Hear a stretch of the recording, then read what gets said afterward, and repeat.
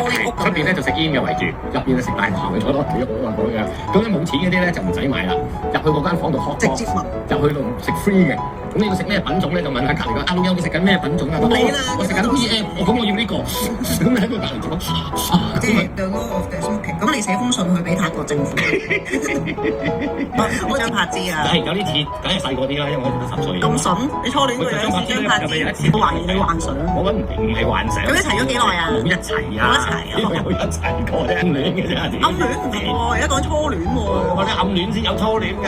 唔係唔使過馬路㗎，通常係睇戲坐完埋，跟住隻手咧擺喺嗰個 pan 個下低嗰度，懶係咁樣手背對手背咁樣。